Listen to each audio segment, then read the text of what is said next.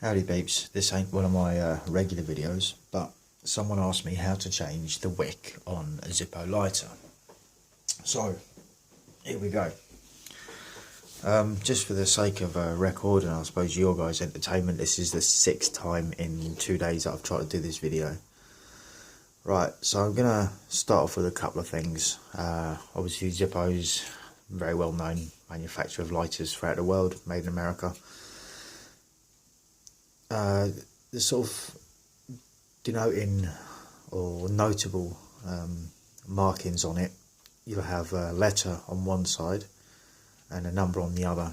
Usually on the back there you can see you've got the letter G, don't know how well you can see that, and on the other side you've got 10. So the G is the month that it was manufactured, and obviously for each of the months, so you've got January is going to be A, February is going to be B, and so on. And on the other side, obviously the date in this case will be 2010. Funnily enough, there seems to be a bit of almost like a calendar for me at least, as to when I buy lighters and things that happen in my life. A bit of info on this one. This is Zippo's supposed loss-proof lighter. You've got like an elastic cord. The idea being that you attach that to your belt buckle, or you can just sort of loop it around one of the belt loops in your jeans or trousers or whatever. And the idea being that if you drop it, obviously it's just going to float, pretty much. Anyway, there's that classic sound. Now, admittedly, the wicks on the majority of the Zippos that I've had, I've never really changed or cut down, purely because I haven't had the necessity to. Their wicks do seem to do incredibly well, to be fair. Right, so we'll start off by taking apart the internals. So obviously I've taken the case out, or the case off, and we've just got the cartridge. Tools you're going to need: a flat blade screwdriver, small, a pair of tweezers. These are from a coil kit, the Coil Master coil kit if you must know, and side cutters. These actually work better than scissors because, as you will discover when we take the inside out, you've got the wick which has like a copper wire running through it in order to keep the strength of the wick upwards. Okay, so you undo your spring. Again, these don't really need to be much more than hand tight. Got a flint there, and this is where it gets all good. Yeah, it's such a shame. 6 videos it took me to do this. Okay, so you take the bottom off. Generally I tend to do things that way around, keeping the post over there to the left, so I'll just switch that back around there. What you want to do is, using a pair of tweezers, is just pull out all the contents. One thing I will say is sometimes when you pull the contents out, getting them back in is somewhat of a challenge, to say the least. And this one, as I've never had this one apart, and we're doing it here and in and now. Right, so that is all of the cotton wadding out. And you can see that I've taken out a lot more than what should look like should fit in there. Right, now with this particular wick, I don't know how well you can see down there. What I'm going to do is I'm actually going to pull this one out. You do have the option, you can pull it up through the top first if you so desire, but just for the sake of making a point for the video, I'm going to take the wick out and live dangerously and get dirt all over the wadding. Brilliant.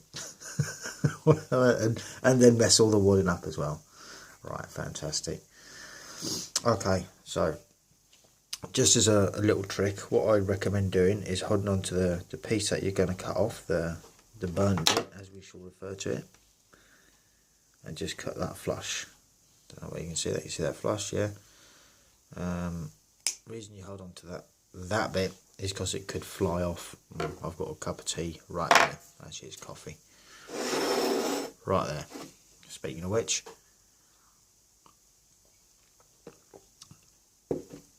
Okay, now this next bit seems to be the part that some people might struggle on.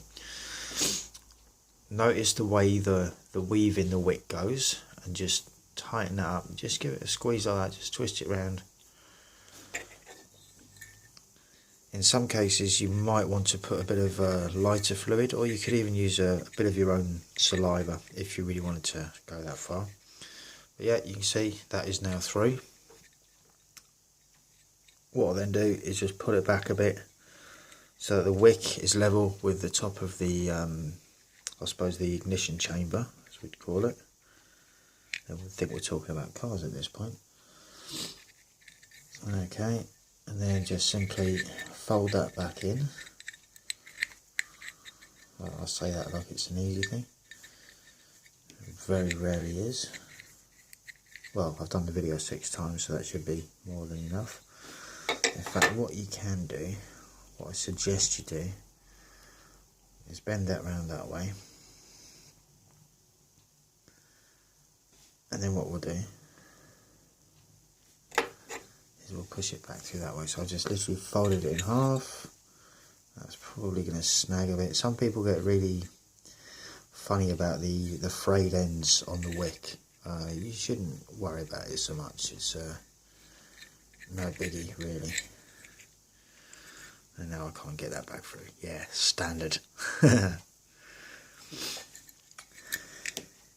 If I am breathing heavily, as I'm quite self-conscious about these things, I do apologise.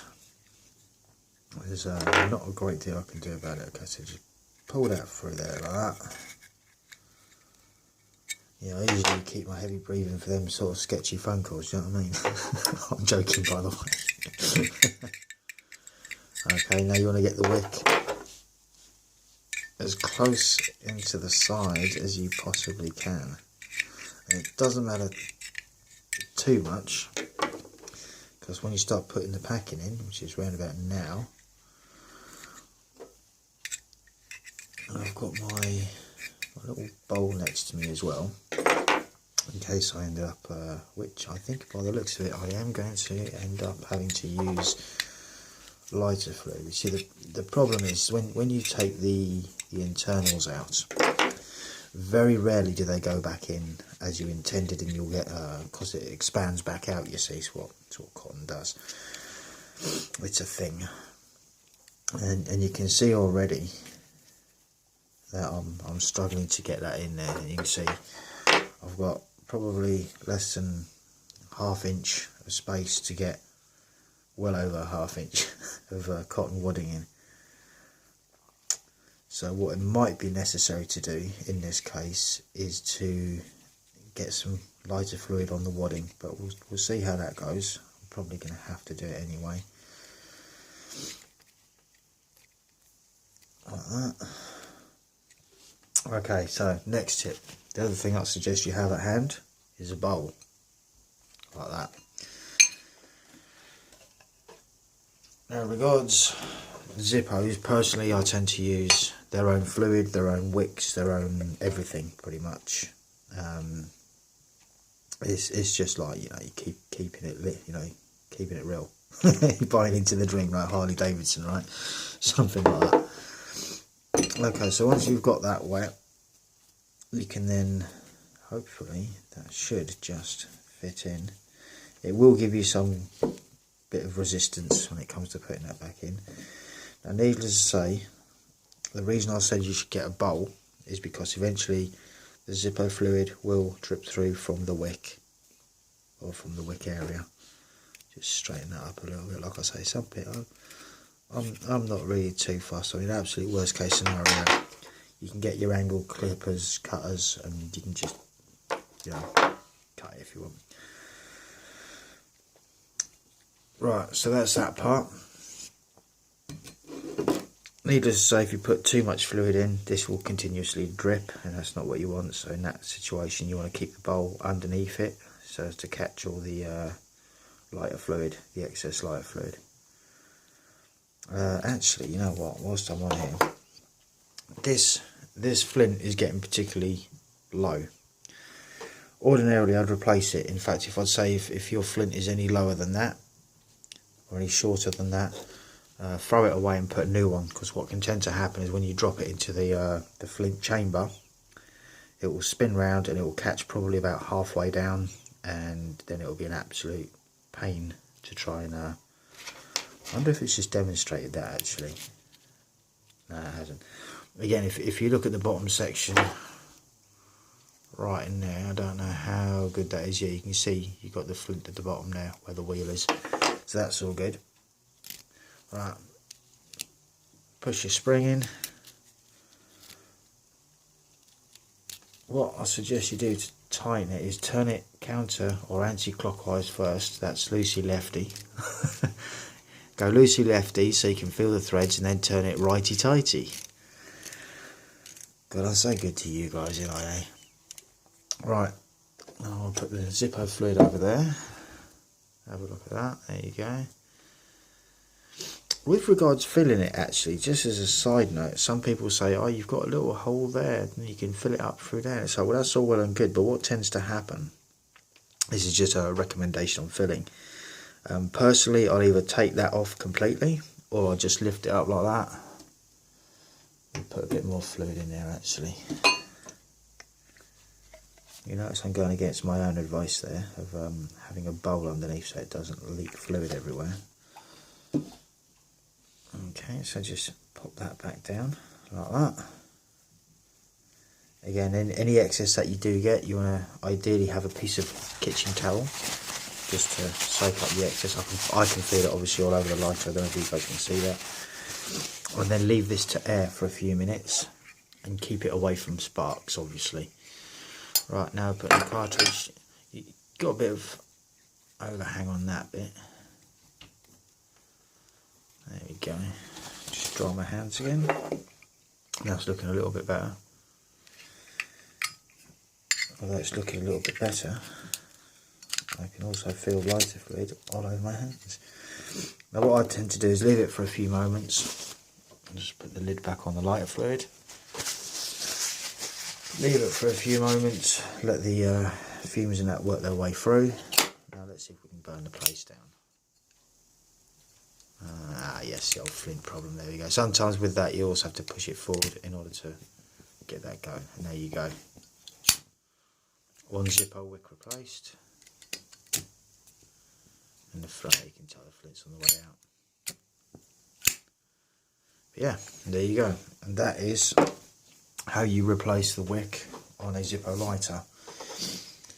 One pair of tweezers, one pair of cutters, one flathead screwdriver. Bob's your uncle, Fanny's your aunt, and that's how you change the wick. Anyway, have a good week, fellas. Jubilee coming up, so Jubilee weekend. Hope you all have a good one, and I shall catch you in the next one. Till then, stay cool, stay free, peace out.